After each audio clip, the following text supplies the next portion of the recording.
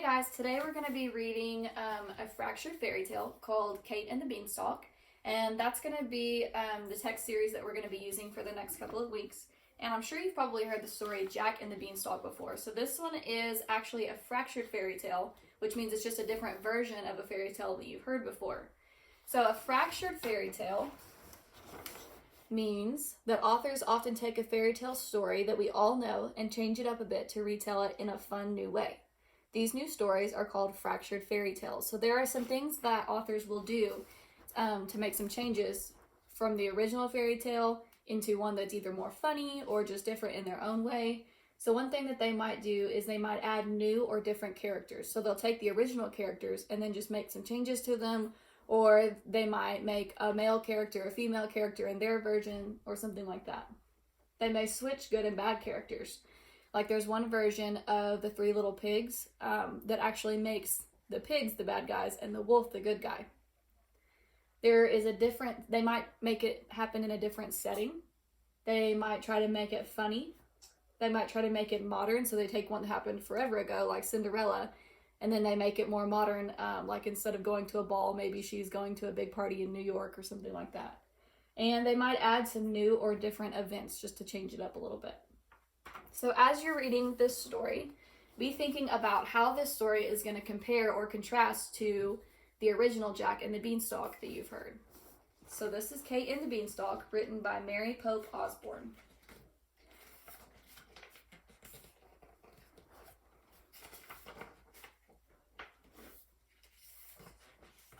Long ago, a girl named Kate lived with her mother in a humble cottage. One day, after a hard winter, Kate's mother was in despair. "We are sure to die from hunger," she said, "unless we sell our only cow to get money for food." Kate was a plucky girl who loved to help. "Don't worry," she said, giving her mother a hug. "I'll take care of everything." And she set out for market with their cow.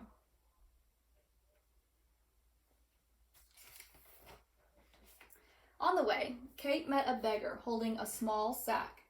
"Magic beans," the beggar said in a creaky voice. "How extraordinary," said Kate when she saw them, for the brown beans shone like dark gold. "I don't think I can live without them." "They can be yours in exchange for your cow," said the beggar.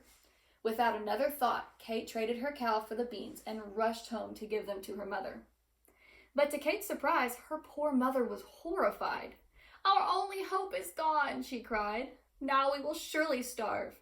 And she tossed the beans out the window. Hungry and forlorn, Kate went to bed.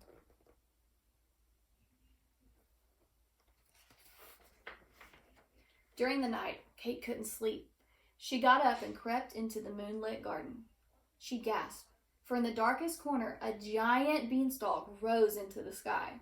It rose higher and higher and higher still, till it disappeared behind the clouds. "Does it never end?" whispered Kate. Without waiting for morning, Kate began climbing the beanstalk. She climbed and climbed and climbed, up and up and up.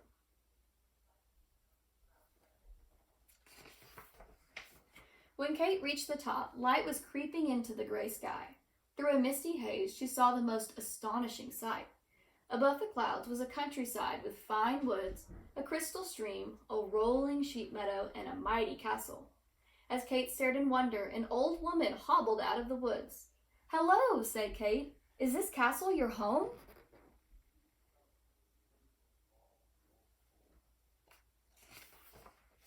"No, my dear," the woman replied. "It once belonged to a noble knight and his fair wife. They had a small infant and many treasures. But one day, a monstrous giant came to steal from them. He killed the good man and took over his castle." "How dreadful," said Kate. "Fortunately, the knight's wife and baby were visiting in the valley," said the old woman. Afraid to return home, the grieving widow stayed behind to raise her child. But, alas, now they are very poor and close to starving." "That's so sad," said Kate. "Sadder than you know, my dear," replied the old woman. She looked deeply into Kate's eyes. "Perhaps you are the one to right the terrible wrongs that have occurred." "Me?" said Kate. "Are you afraid?" "I don't think so. I fear nothing when I'm doing right. How can I help?" said Kate. The knight had 3 precious treasures, a hen that lays golden eggs, a bag filled with gold coins, and the most wondrous harp in all the world, said the old woman. If you find these and return them to the knight's widow, then she and her child will not die from hunger. Kate took a deep breath. I shall try, she said. Kate bid farewell to the old woman, then strode across the sheep meadow. As she approached the castle, a giantess lunged into the morning light.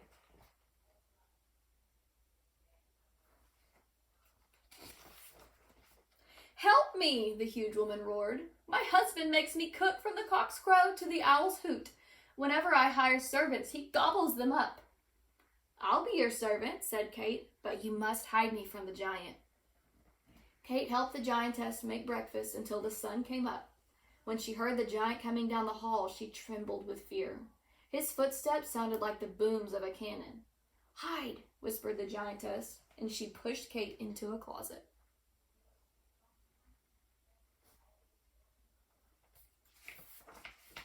Peeking through the keyhole, Kate watched and listened.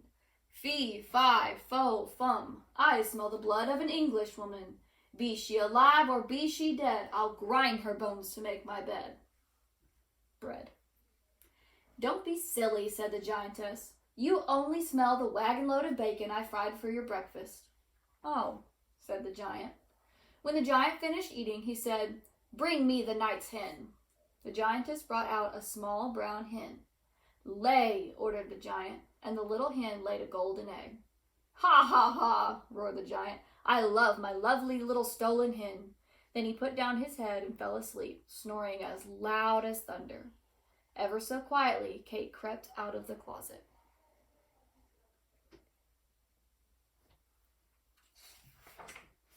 She grabbed the hen and rushed from the castle. She ran across the sheep meadow to the beanstalk. Down and down and down she climbed and climbed and climbed until she landed kerplop in the garden. Kate sighed with relief. It's better if Mother doesn't know of the danger I've been in, she whispered to the hen. Stay here until I can return you to the knight's poor widow. Kate hid the hen behind a bush, then slipped back inside her house. Kate knew she must disguise herself to return to the castle. That night she dressed in a wig and a beard, crept out to the moonlit garden, and climbed the beanstalk again. Kate climbed and climbed and climbed, up and up and up.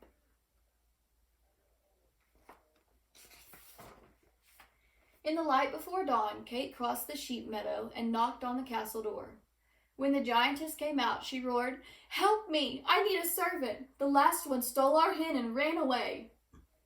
All happened as before. Kate helped the giantess make breakfast until the sun came up. When they heard the giant's booming footsteps and bellowing voice, the giantess hid Kate in the closet. Fee, fi, fo, fum, I smell the blood of an Englishwoman. Be she alive or be she dead, I'll grind her bones to make my bread.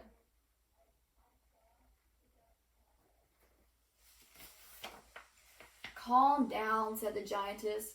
You only smell the mountain of hash I made for your breakfast. Oh, said the giant. When the giant finished eating, he said, Bring me the knight's money bag. The giantess brought out a bag filled with gold coins, and the giant greedily counted them. Ha, ha, ha, he roared. I love my lovely little stolen coins.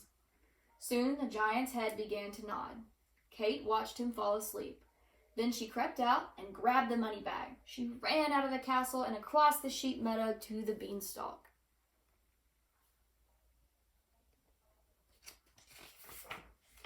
Down and down and down she climbed and climbed and climbed until she landed kerplop in the garden. Goodness, said Kate. What a day! I must hide these coins until I can return them to the knight's poor widow. Kate hid the money bag with the hen, then slipped back inside her house. That night, Kate disguised herself once again and started up the beanstalk. She climbed and climbed and climbed, up and up and up. She ran across the sheep meadow, and just as the sun came up, she knocked on the castle door. When the giantess came out, she grabbed Kate and cried, Help me! I need a servant. The last one stole our money bag and ran away. Again, all happened as before. Kate helped the giantess make breakfast. Soon the giant's footsteps boomed down the hall, and the giantess hid Kate in the closet. Fee, fi, fo, fum, I smell the blood of an Englishwoman. Be she alive or be she dead, I'll grind her bones to make my bread. You old fool, said the giantess.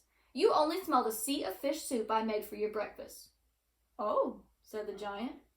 When the giant finished his soup, he cried, Bring me the knight's singing harp.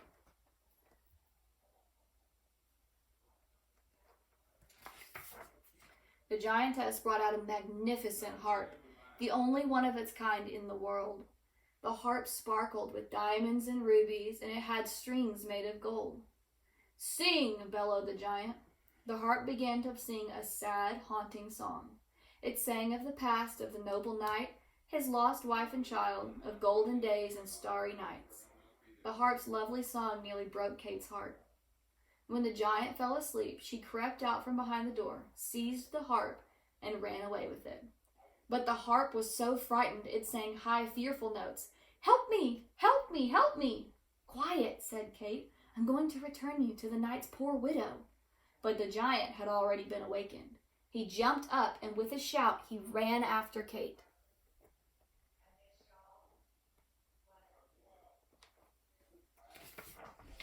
Kate flew like the wind across the sheep meadow. She grabbed the beanstalk and started down with the harp, the giant fast on her heels. Down and down and down she climbed and climbed and climbed, and the giant climbed and climbed and climbed right after her. As soon as Kate's feet touched the ground, she shouted, Mother, bring the axe, hurry! Kate's mother ran out with the axe, and Kate grabbed it.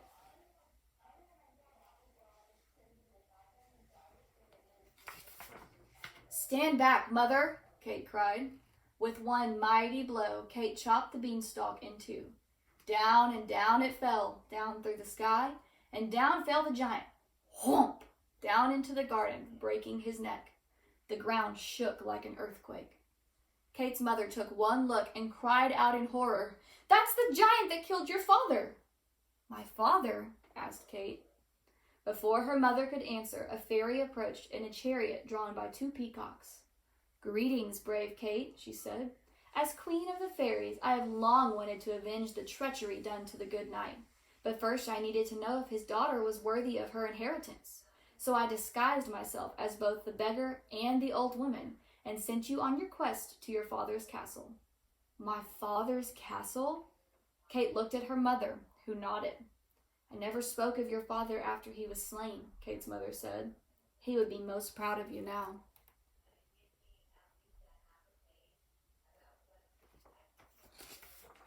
Kate hugged her mother, and they wept for the sorrow and wonder of it all.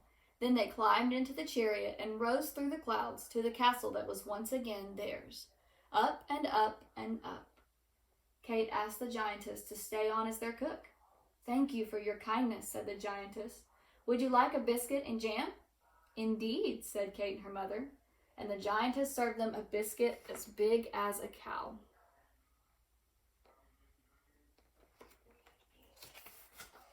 And that's the end. And they lived happily ever after. So, in your lesson plans for today, there's a link to a YouTube video for Jack and the Beanstalk. And if you haven't already, go ahead and watch that video, and then you're going to use this story and that one to fill out your Venn diagram in your packet. So your Venn diagram, remember, is your two circles that wants you to compare and contrast. And in just a few minutes,